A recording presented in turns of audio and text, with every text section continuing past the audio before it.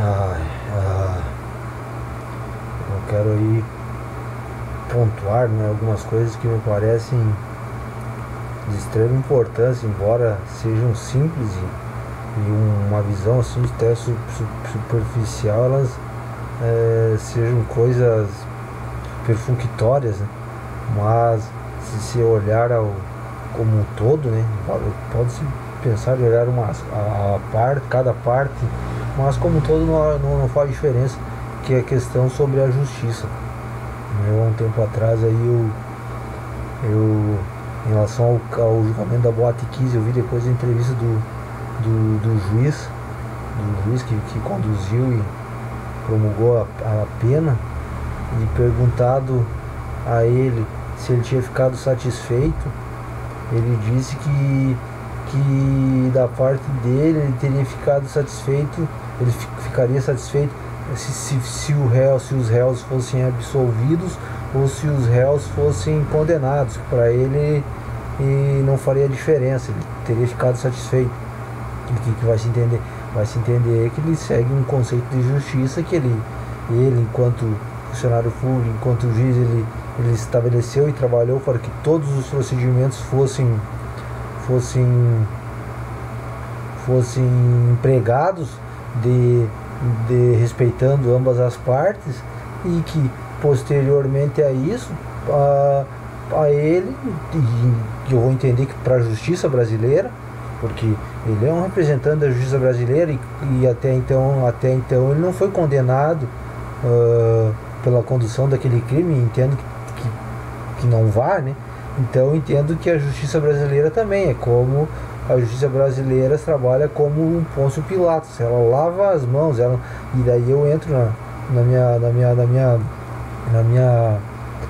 no meu alicerce, na minha fundamentação, que o que me importa não são os trâmites legais, que eu, na minha visão, na minha concepção, na minha filosofia, na minha fundamentação, na minha argumentação, na minha estrutura lógica de pensamento, não me importa os procedimentos, me importa a descoberta da verdade. Então, e nesse caso é explicitamente claro o meu entendimento, que a justiça, a visão de justiça implicada ou aplicada, ela hoje não se importa muito com a verdade, ela se importa com os cânones legais, sendo aplicados aqueles cânones legais, os procedimentos, o ordenamento jurídico. É indiferente para um juiz, para um advogado ali, não sei, para um advogado, né, para um juiz, para um funcionário público, servidor público, se aquilo correspondia à verdade ou se não correspondia à verdade. Então é praticamente isso, né? É um problema, né, que você tem aí, na minha visão, que ele está aí, e ainda bem que existem mecanismos aí para segurança, mas não considero nem como uma crítica, mas é um problema, e aí temos que é preciso, na minha visão, né, no meu entendimento, é preciso se entender que há esse problema. Parece uma coisa lúcida e clara. Se um juiz ele estabelece um procedimento ali, naquele caso júri popular, e é indiferente à justiça se A é culpado ou se B é culpado, não existe essa distinção, porque na visão da justiça foram aplicados os mecanismos regulamentares que propiciaram e proporcionam que seja dada uma satisfação à coletividade, e isso aí não faz diferença. Eu vejo que é um problema, porque de fato não se sabe se existe culpa ou se não existe. É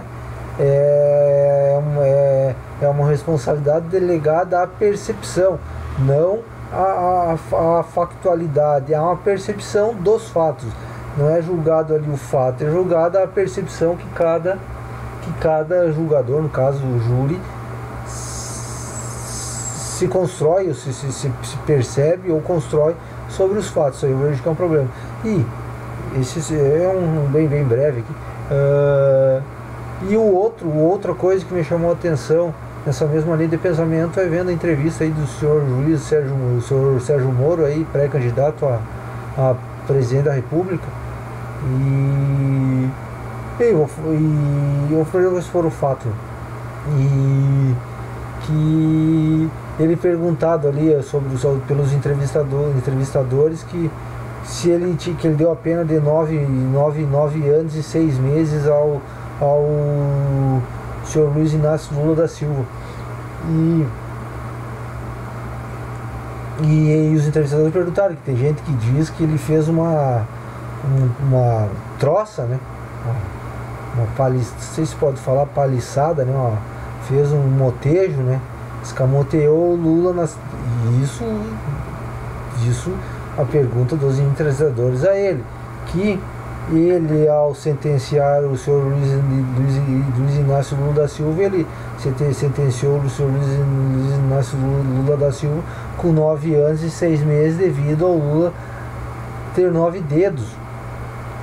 E ele automaticamente respondeu que não, que nem pensou isso, explicou ali a forma das penas, mas eu achei problemático, porque ele respondeu que se ele tivesse pensado nisso, ele teria mudado a pena. E não me parece, no que eu vi ali, e salvo, ele pode se retratar como isso, mas isso, veja bem, eu estou correlacionando com o raciocínio inicial que eu fiz sobre a justiça. Ele disse que se ele tivesse pensado nisso, que o Lula tinha 9 dedos, o senhor Luiz Inácio Lula da Silva tinha 9 dedos, ele teria mudado a pena. Daí eu enquanto cidadão pensante, eu perguntei o que ele teria feito. Ele teria aumentado a pena para 10 anos, no caso seria uma adição de 6 meses, ou ele teria diminuído a pena por 7 meses, que seriam 8 meses, 8 anos e 11 meses. Como eu já enfatizei, não me parece que ele fez isso brincando. Agora, ele pode se retratar, tudo bem, eu entendo que isso aí não cabe brincadeira, nesse tipo de situação, não cabe brincadeira. Então eu me pergunto, e da mesma maneira que eu vejo um problema na situação que eu já falei ali do julgamento do júri, isso aí provavelmente deve se estender aí para outros casos, não posso afirmar, né? Mas provavelmente sim, porque um advogado apresenta uma defesa e um outro advogado apresenta uma acusação. Não se tem a prova, o juiz vai tomar uma decisão. E eu me vejo aí, talvez muitos inocentes aí, muitos culpados passem em brancos, inocentes presos e culpados absolvidos, né? Tudo bem, isso é uma conjectura, é uma suposição. Que fique claro. Agora, no caso Kiss ali, não tem como, é indiscutível aquilo que o próprio meritíssimo juiz da causa expôs. E a mesma situação é do senhor Sérgio Moro. Ele diz que se tivesse pensado, eu me pergunto, o cidadão brasileiro, no caso, o indivíduo, a coletividade, ela está à mercê desse tipo de situação. Eu faço aqui um raciocínio hipotético. Vamos supondo então que um juiz cultue crenças, cultue astrologia, por exemplo. Então ele entende que se um astro, estou fazendo uma analogia, um raciocínio, um juiz entende que se um astro cruzou determinada órbita lunar, cruzou determinado planeta, isso tem interferência, pode interferir na pena do condenado. Porque é óbvio, se um juiz tem o poder de mudar uma pena de 6 meses, né, seja para mais, seja para menos, porque ia coincidir com os dedos que o apenado teria. Se o apenado tem 9 dedos e o juiz deu uma pena de 9 anos e 6 meses e ele supersticiosamente ele pensa, não, eu não vou levar essa pena aí porque eu acho que não sei, né? Vou usar aqui o termo superstição, né? Por uma superstição de que, ou uma correlação de que não, ou uma lei, né? Se estipular uma lei, o apenado não pode ter ter a pena igual a sua quantidade de dedos. Quer dizer que uma penada não pode ter 20 anos, não pode ser condenada a 20 anos de prisão, ou a 10 anos, né? Se separar membros inferiores e membros superiores. Como eu já falei, não me parece que aquilo ali o senhor Luiz Sérgio Moro respondeu com ironia. Tudo bem, ele pode vir aí futuramente. Agora eu, enquanto cidadão, eu vejo um problema. E o problema, qual que é o problema? O problema é que o cidadão brasileiro está à mercê da vontade indiscriminada ou discricionária da simples concepção pessoal de um ser humano que está ali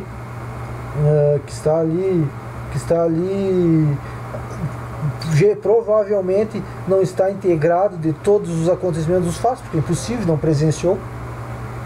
As partes vão tentar apresentar aquilo que lhe interessa e esconder aquilo que não lhe interessa, e esse cidadão, que é no caso o juiz, ele está ali, tem esse poder, ele é empoderado pelo Estado, no caso, e consequentemente empoderado pelo povo, pelos seus representantes, e ele tem essa discricionária para entender, não, eu posso mudar da meu livre entendimento, eu jogo a pena para lá, jogo a pena para cá, e azar dos beneficiados e dos prejudicados, não faz muita diferença. Como eu estou dizendo, isso aí são casos que estão aí. Então eu pergunto, porque faria diferença? É o sistema que estamos aí, né? Nós aí, brasileiros aí, estamos aí. Porque o do senhor Luiz Inácio Lula tinha 9 dedos, ele poderia aumentar a prisão em 6 meses, que seriam 10 anos, ou diminuir a prisão a 8 anos e 11 meses. Não é que eu faço casuísmo, mas eu entendo uma coisa séria. O pessoal vai lá, se é obrigado, né, se submeter à justiça, e depois no final da linha tem esse tipo de possibilidade, o juiz, por livre e espontânea vontade, baseado num astro que cruzou o outro astro, baseado numa passagem bíblica ou no seu culto, no seu hobby, na sua própria criação mental, talvez num ato bipolar, num ato esquizofrênico, ele entende, não, eu não posso, a pena que eu cheguei à conclusão são 10 anos, mas eu não posso, vou dar 9, vou sentenciar a dar 11, por causa de uma visão, talvez, por causa de um astro que passou, por causa do eclipse lunar. É um problema, está aí, então eu vejo que é um problema. E quais as conclusões que eu, enquanto cidadão, chego, é que o melhor coisa. E é outro problema. Por quê? Porque existe, por exemplo, o cidadão, às vezes, ele está à mercê do quê? Primeiro, do que aquilo então o presidente Dilma, depois parece que ela que lançou, os malfeitos. Todos estão aos malfeitos, estão à mercê dos malfeitos dos outros. Mas só voltando em termos para ficar. Que é a melhor conclusão que eu chego, que não se pode. A pessoa tem que fazer de tudo para não cair nesse sistema, no sistema judiciário, porque ele está e eu não estou dizendo aqui que o judiciário ele não tenha ou não faça coisas boas, não, mas temos que atacar os problemas.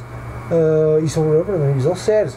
Então, qual concepção que eu achei que a melhor coisa que você tem a fazer é o cidadão fazer de tudo para não depender ou não precisar desse sistema. Porque caindo lá, meu amigo, ele está à mercê das próprias leis. Qual que é as leis? É as leis que dificulta a obtenção de provas, por exemplo, de conseguir uma prova.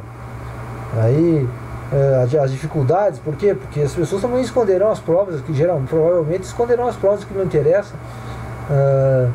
E depois as próprias partes, né? Os advogados às vezes, mesmo sabendo que a pessoa é culpada, vai achar um orgulho de provisão e vai entender que a pessoa tem direito e vai dizer que às vezes a pessoa era doente, às vezes vai achar uma forma de querer defender o culpado, mesmo ele entendendo, sabendo que a pessoa é culpada. Então tem esses problemas. Daí, esses são os problemas dos malfeitos. Por exemplo, quais os outros problemas? Os maus problemas é que a pessoa tem, por exemplo, a legítima defesa. A pessoa às vezes vai agir em legítima defesa, estado de necessidade, vai enfrentar esses mesmos problemas, vai cair lá no sistema judiciário e vai enfrentar esses problemas. Qual outros problemas que eu vou chamar aqui? Agora eu me esqueci, que é o problema Qual que é o problema que eu tinha pensado aqui? Eu tinha dado um nome ali. Ah, é o problema que eu já vi aí nessa cara que tá andando por aí, escuta as músicas, que tem a música aquela do outro problema que se encontra hoje na sociedade. Tudo eu não estou aqui exacerbando, mas é um problema, por exemplo, da liberdade, da igualdade, esses problemas aí, eles vão entender que as pessoas elas estão aí à mercê, e o nome que eu dou a isso hoje, não tem um nome, que eu falo, que é que as leis hoje, elas proporcionam de tão intrincada que elas são, e tão entroncada, e, por exemplo, ligado ao Estado Democrático, não estou te criticando aqui o Estado Democrático, mas devido ao Estado Democrático, é o que eu chamo a lassidão, né? A lassidão desse sistema, que ele pretende, né, ser liberal, ser liberdade, mas ele nesse caso ele esquece ou não estipula mecanismos que não garante, seria o melhor sistema, mecanismo para questões que alguns vão entender menores, eu não entendo, que são as falcatruas que as pessoas fazem, né? Umas em relação a outras, e pela dificuldade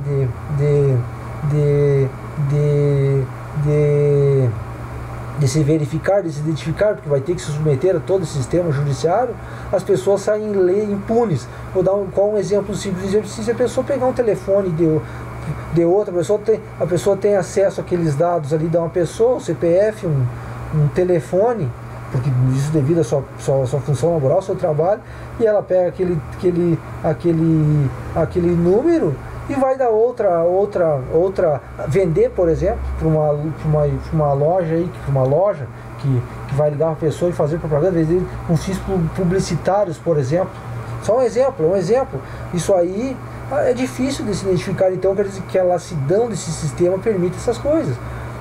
Por exemplificando, e qual que é o nome que daí? Isso, vou dar um nome, isso é uma coisa, mas eu vou dar um nome que esse sistema ele permite, como diz uma música aí dos rappers, que diz que tem sempre um para testar a sua fé. Sempre tem um para testar a sua fé. E como que você defende disso? O cidadão que não gosta, a pessoa que não gosta disso, como que você defende disso?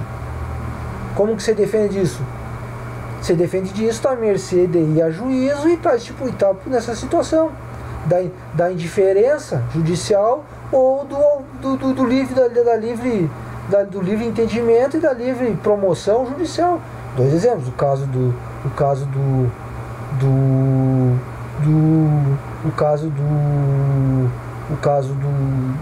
João da Botequis, que eu dei exemplo, do caso do coisa, e agora eu dou o exemplo do senhor Sérgio Moro, que ele está falando aqui. Se ele brincou, não sei, daí ele tem que, não sei se é uma brincadeira, não me pareceu brincadeira. O cara fez a pergunta e não me pareceu brincadeira. Então fica nessa situação. Agora, por exemplo, vou falar em relação ao seu Juiz César Moro. Eu encontro ali algumas contradições, né? Até eu vou fazer um vídeo aí agora, e futuramente que eu quero colocar que a lógica, vou até pesquisar aqui, colocar a lógica, fazer aí divulgar que a lógica, acho que são 7 maravilhas do mundo, né? As 7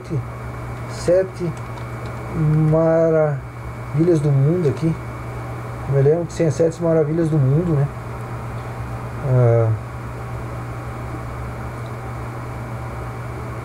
7 maravilhas do mundo, né? Daí não tem aqui, deixa eu ver aqui. Cristo Redentor. O que mais? A Xizá lá do povo maia, que mais? O Coliseu, Grande Muralha da China, aqui paisagem, Petra da Jordânia, Machu Picchu no Peru, Taj Mahal na Índia, que mais? 7 maravilhas da antiguidade, as cataratas de Iguaçu aqui, as pirâmides do Egito, o que mais? Ilha de Jeju na Coreia do Sul, Baía de Halong na China, Hanoi, Ilha de Komodo, Parque Nacional. Tudo bem, eu Amazônia, na Amazônia, Table Monte, Montanha da Mesa, Cidade do Cabo. Tudo bem, e eu vou entender, daí eu já vi que o cinema, alguns consideram o cinema também como oitava Hollywood. Eu vou lançar aí a lógica como uma das maiores maravilhas do mundo, né? Na verdade, se você pensar nas construções humanas, naquilo que tem a mão humana, a lógica se sobreporia a todas elas. Eu falo até na construção do Coliseu, na construção civil, por exemplo, da construção do Cruzeiro, a lógica se sobrepõe. Ela está na frente, porque sem a lógica provavelmente não seria construído essas maravilhas que dependem do ser humano, né? Do raciocínio e da operacionalidade do mundo, da capacidade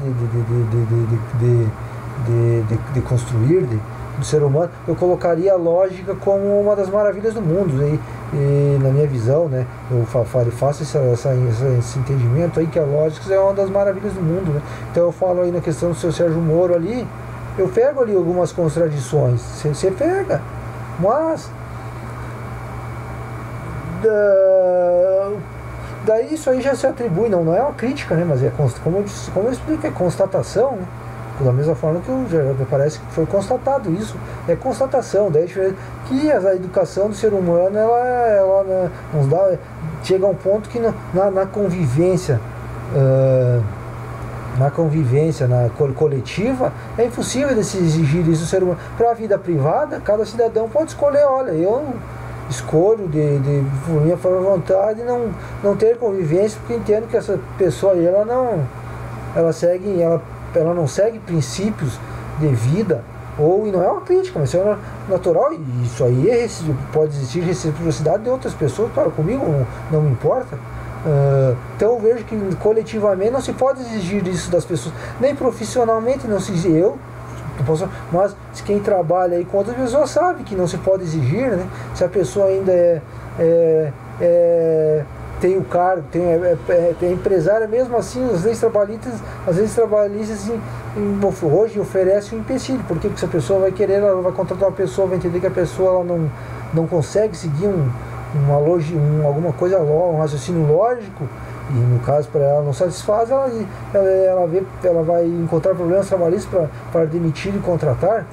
Tudo bem, agora ali o cara que vai olhar mais cuidadosamente vai ter, que são coisas simples, mas são coisas que são ilógicas, é claro que pode ser estudadas, mas então você vai ver a entrevista. Agora eu quero falar, já está dito isso aí não tem discussão, mas em relação, por exemplo, só para veja aí que esse cidadão aí, o senhor Sérgio Moro, no andar da carruagem de como as coisas estão aí, e visto essa situação e os candidatos que se apresentam, na minha comissão, eu talvez possa votar nesse senhor aí, no senhor Sérgio Moro, ex-juiz Sérgio Moro, ex-ministro da Justiça.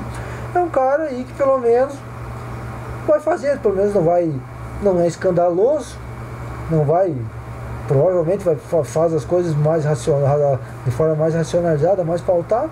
É um cara que posso considerar em desferir um voto a ele, dar meu voto a ele. Não estou dizendo que isso é definitivo, mas considero. Não tinha visto até então uma entrevista, vi a entrevista e considero votar nele. Agora, isso não quer dizer que eu não veja problemas. Um problema já expus aqui. Futuramente aí vamos acompanhar, quando chegar aí a época das eleições, esse senhor apresenta. Não gostei, já vou falar o que eu não gostei, não sei se é verdade,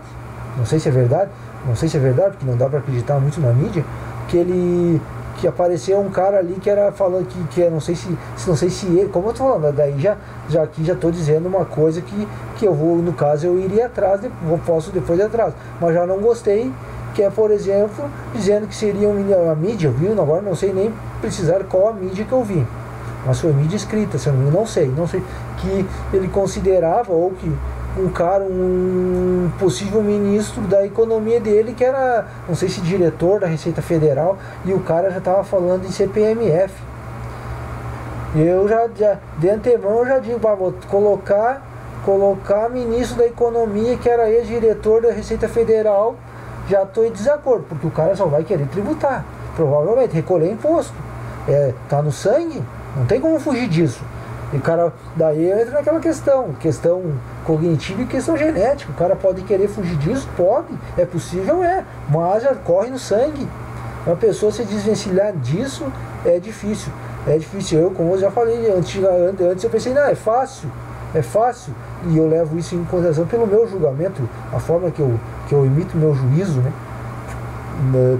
Porque para mim não importa se vai me beneficiar ou me prejudicar. Eu procuro sempre a razão e sempre a verdade. Então eu pensava, não, é simples, mas hoje eu já vejo que não. As pessoas podem ver a verdade e elas continuam nas suas crenças e nos seus paralogismos, continuam vivendo a vida daquela maneira. Daí, se é por falta de estudo, se é por falta de capacidade, de condições, nesse caso não faz diferença. As pessoas têm uma tendência a não mudar, a seguir a não ser que seja imposto, ou que essa não mudar as prejudicará. São outras. Agora, então eu já não gostei dessa situação aí. O cara vai colocar um ex-funcionário da Receita Federal como ministro da Economia. Tudo bem, cada um. Já é uma coisa que já posso levar que eu não voto. Não, eu não vou votar. O cara já vem me falar em CPMF, já não tem negócio comigo, já não voto. Agora, não sei, né? A coisa está iniciando. É um cara que dá para votar. Agora, não exclui que tem erros, que eu não vou falar dos erros, que eu entendo que na minha visão são erros. Por exemplo, esse aí, né, que é um erro da justiça. Agora, vi ali que é um cara que dá para votar nas circunstâncias aí que tem, dos que estão aí. Já sou bem claro, brasileiro que votar em PT,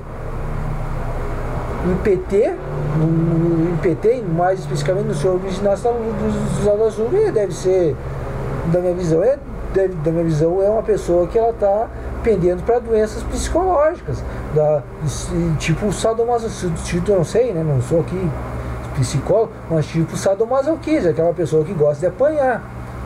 E olha que eu não estou aqui para acusar esse cidadão Luiz Inácio Lula da Silva de criminoso, porque eu não fui averiguar os fatos, mas já tenho minha concepção, que se ele não é criminoso, ele é incompetente, porque todo mundo, se José Dirceu, Antônio Palocci, todos que ele nomeou foram aí devolvidos nas próximas entrevistas aí do senhor Sérgio Moro, diz ele, que até então foram 6 bilhões devolvidos à Petrobras. Antônio Palocci, ministro da Fazenda, tem cargo no Conselho da Petrobras. Quem nomeou o Antônio Palocci foi o Luiz Inácio Lula da Silva. José Dirceu, não sei se o ministro da Casa Civil não tem assento no Conselho da Petrobras. Roberto lá, que foi diretor, quem nomeou? Luiz Inácio Lula da Silva. Daí ele vai dizer, mas passaram pela BIM. Não importa, ele era o presidente, e ele se não tinha condições, tinha que ter criado mecanismos para tentar. Tudo bem, não vou estender. Agora, a minha visão é essa: quem votar em PT, ainda nesse atual presidente aí, eu não falo, porque até então ele não foi, eu não voto, mas até então não foi acusado não foi condenado, né? E nem, por enquanto, até então, nem acusado aí de nada, né? Agora, eu não voto, tenho os meus motivos, não voto, pela questão que, por exemplo, questão do próprio Centrão, né? Que eles chamam de Centrão, hein? Fez toda uma campanha na minha condição é mais bonito se eu me elejo com uma pauta, com um programa, e eu entendo que esse programa ele é inviável, eu prefiro seguir naquela linha. Tanto é que eu entendo que deve existir um mecanismo legal, que se a pessoa descumpre, por exemplo, falou que não vai fazer coligação com o Centrão, fez o Centrão, está impeachmentado automaticamente. Então eu prefiro sofrer o impeachment, prefiro me exonerar, pedir para sair, me exonerar, do que não cumpriram, com cada um com a sua linha. E daí o que eu vou chegar à conclusão desse atual presidente? Ou ele foi incapaz de entender que não poderia e agora teve que mudar, né? Por exemplo, já está aí com o partido